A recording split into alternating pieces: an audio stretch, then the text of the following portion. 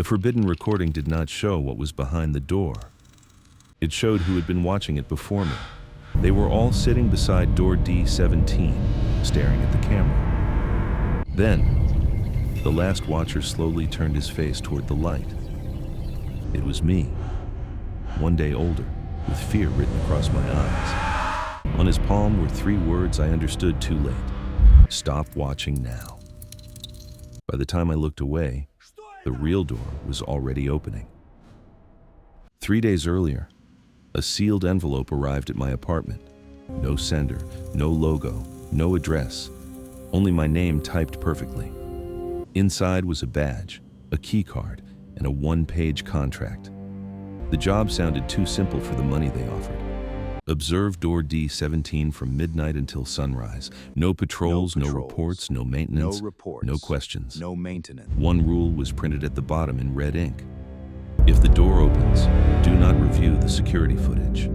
After file 02, I should have burned the contract, but the address matched a note hidden inside the last file. The note said only one thing. D17 remembers. The building stood beyond the city, windowless and nameless. A silent guard checked my badge and opened the outer gate.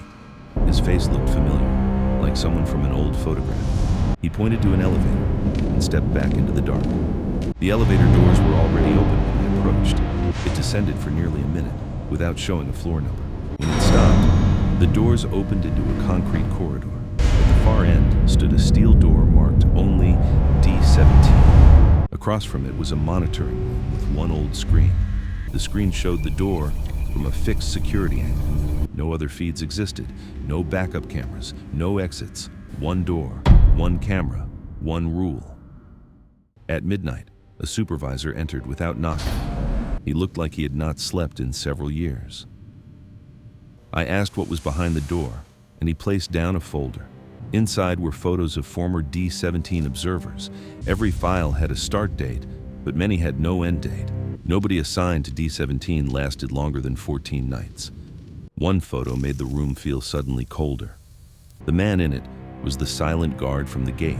His assignment date was 23 years old.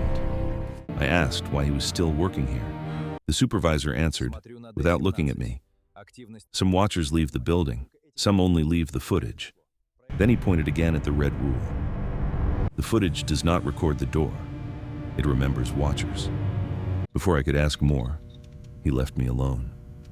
The first 4 nights were almost painfully quiet. The door never moved, and the corridor stayed empty.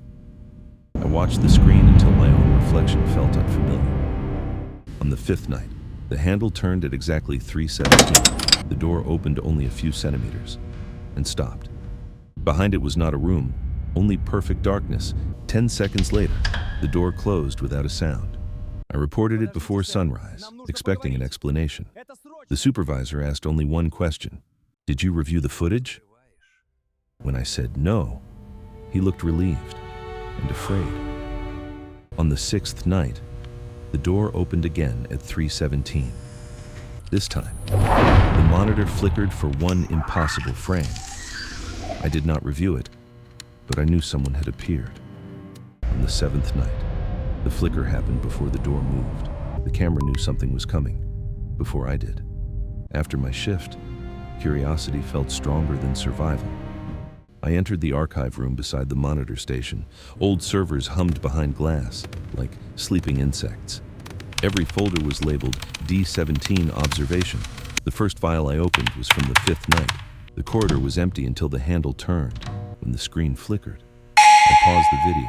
A man sat beside the door for one single frame. He stared into the camera as if he saw me. His badge number matched one from the supervisor's folder.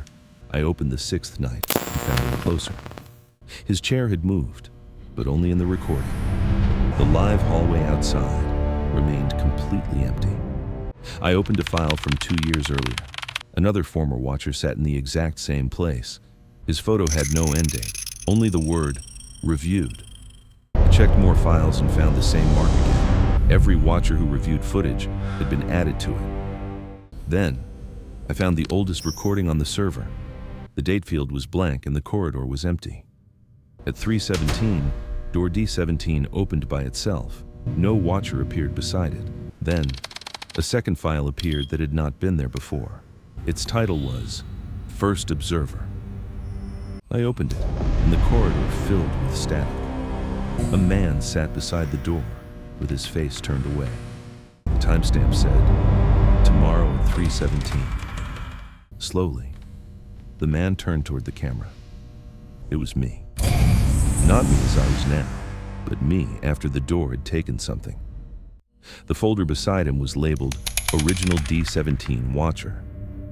That was when the real horror became clear. I was not the next watcher in the archive. I was the first one the archive had been waiting for. Every file after mine had already happened, because I watched.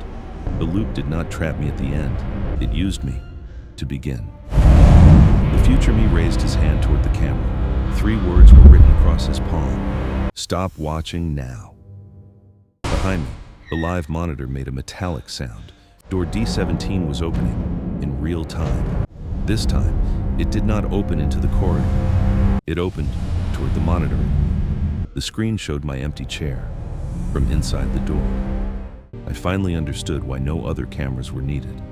The door had been watching me from the beginning. On the desk, file 04 appeared. The passenger arrives at 03:17.